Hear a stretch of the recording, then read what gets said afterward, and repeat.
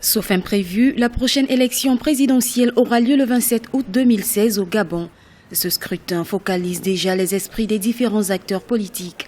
Au sein des partis d'opposition comme dans les rangs du parti au pouvoir, toutes les stratégies sont bonnes pour attirer l'attention de l'électorat.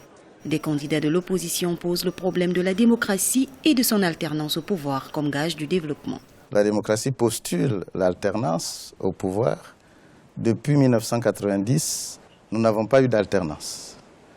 Nous avons eu le pouvoir, disons le parti unique de l'époque, qui est resté au pouvoir malgré l'avènement de la démocratie pluraliste. Et la situation aujourd'hui, malheureusement, est plus catastrophique que celle dont nous avions hérité en 2009. Le parti d'opposition ADER est membre fondateur de l'Union sacrée pour la patrie USP, un groupement des partis et personnalités politiques de l'opposition, ainsi que certains acteurs de la société civile.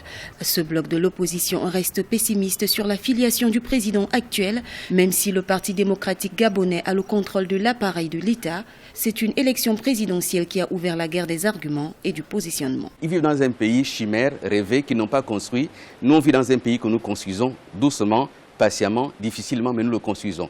Les privés se sont installés parce qu'ils ont fait confiance. Les structures hôtelières construites depuis 2009 par des privés parce qu'ils ont fait confiance. Donc ça veut dire qu'il y a un climat des affaires que nous avons réussi à installer et qui permet d'attirer des investisseurs. Donc ne pas vouloir l'accepter, ce n'est pas du tout être réaliste et objectif. Le climat politique reste surchauffé entre les différents acteurs au Gabon.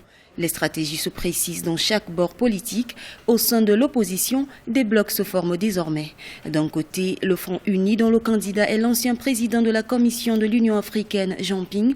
De l'autre côté, des forces pour l'alternance, mais aussi ADER, l'Alliance démocratique républicaine, qui ne s'est pas encore remise de sa division. Ces groupements de l'opposition ont le même objectif pour 2016, mais tardent toujours à unir leurs forces.